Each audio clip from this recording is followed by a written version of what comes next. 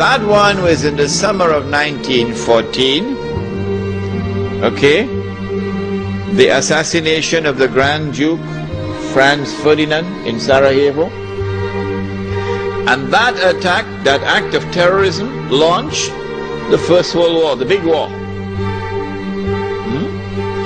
Similarly, September the 11th, the same forces at work in the summer of 1914 are the same forces now at work, September the 11th. With that attack in Sarajevo, Britain, which was the ruling state in the world, now during the First World War, has to yield to another ruling state, namely the United States of America. If you don't understand, go and read your history. Now it's September the 11th. The attack is now on the United States to bring down the United States as the ruling state in the world. But in the process of bringing it down, the United States have some very important work to do for Israel. I can identify tonight two very important things that the United States has to do for Israel. There are many more, but there's no need to do more than simply two.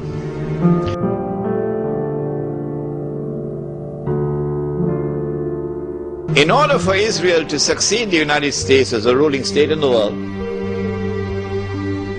not only must the US economy collapse and the US dollar collapse, and when the US dollar collapses, it brings down the whole world of paper money with it. And if you don't believe me, just wait. Just wait.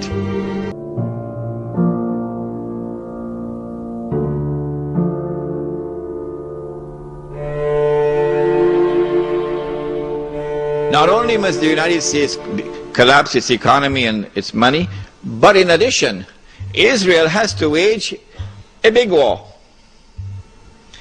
which even non-Muslim political analysts are now anticipating. A big war.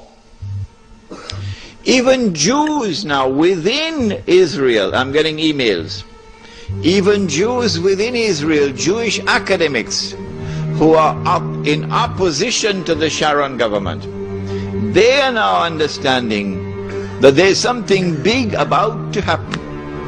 And they're warning the world about it. Of course, it's too late now. Israel has to wage this big war, which is already planned long ago. And the territory of the state of Israel will dramatically expand.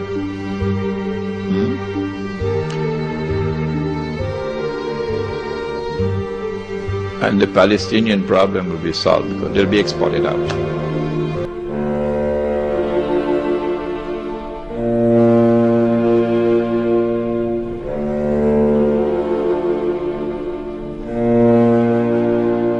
How is Israel going to launch this big war and yet get away from being perceived by the whole of humanity as the aggressor? Blatant aggression. You have to come with a good strategy. The strategy is this. Ariel Sharon goes into Masjid al-Aqsa with 1,000 Israeli military with him, with their shoes on, with the full knowledge that this calculated act of extreme provocation must have a response, a fiery response. And as the flames of the new intifada emerge, you must keep it burning by committing upon the Palestinian people more and more atrocities that drive them into a greater and greater rage. This is planning, this is strategy. This is not happening by accident.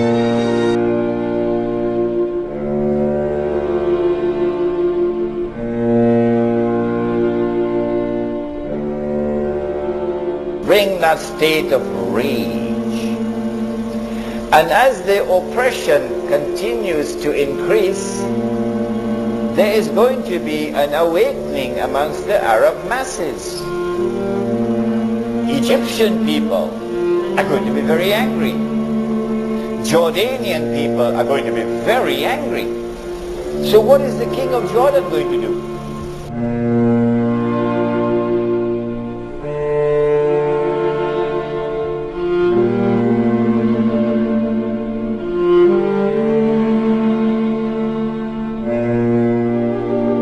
So Mubarak in Egypt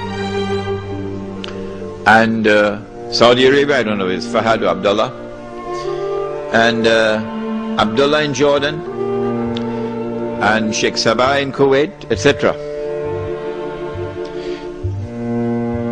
Israel has to judge the temperature on the ground in the Arab world.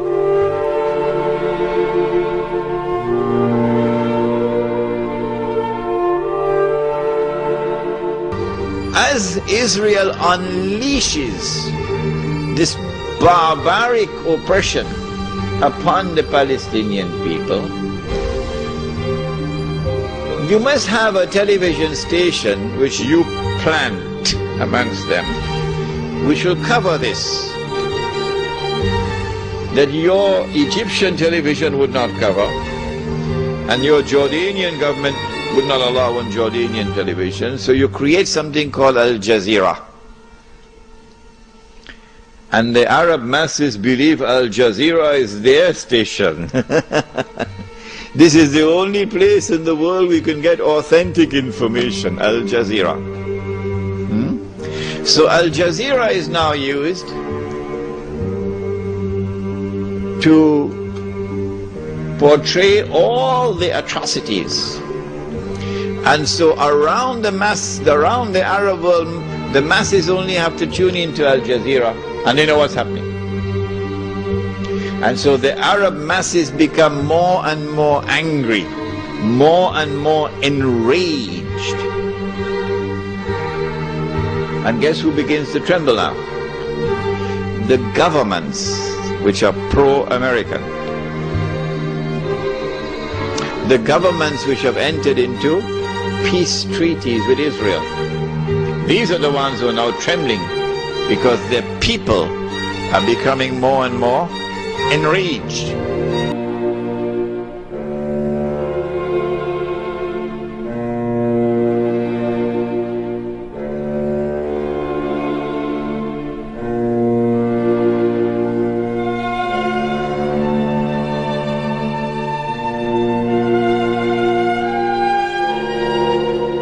But Israel has a PhD in deception,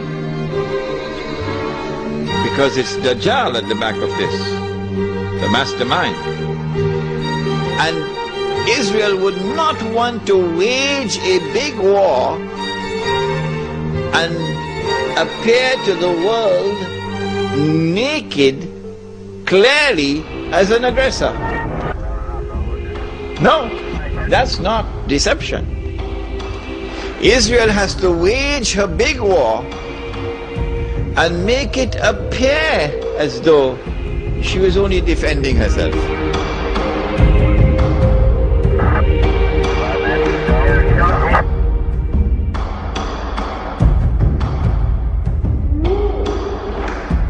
But in addition, in order for Israel to become the ruling state in the world, not only must she take control of all of this territory, she must also control the oil of the Middle East. Saudi oil, Iraqi oil, Kuwaiti oil, Gulf oil.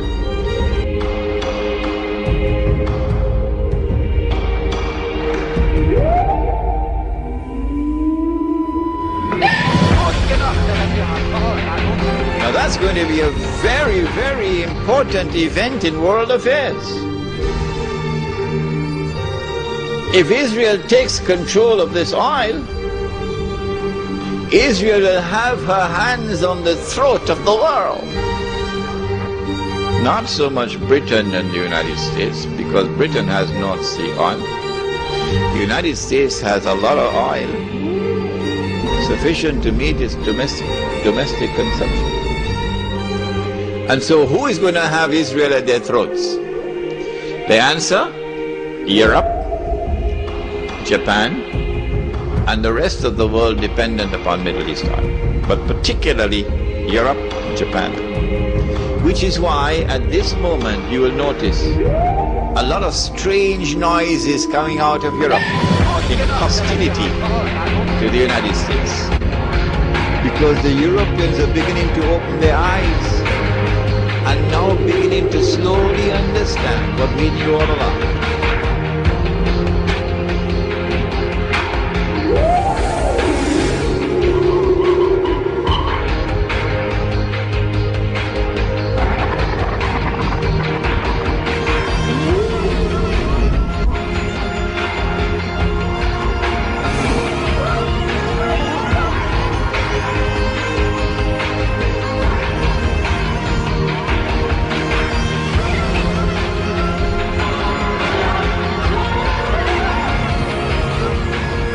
The state of Israel has enough nuclear weapons, enough thermonuclear weapons to lay claim to be a superpower already.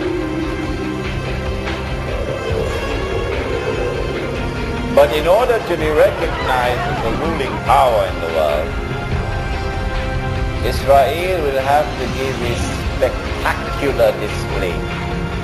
A spectacular display, a dazzling display of its military might, which it has never done so far. All that the world has seen is glimpses of what Israel is capable of doing. But it'll have to be a spectacular display of its military power.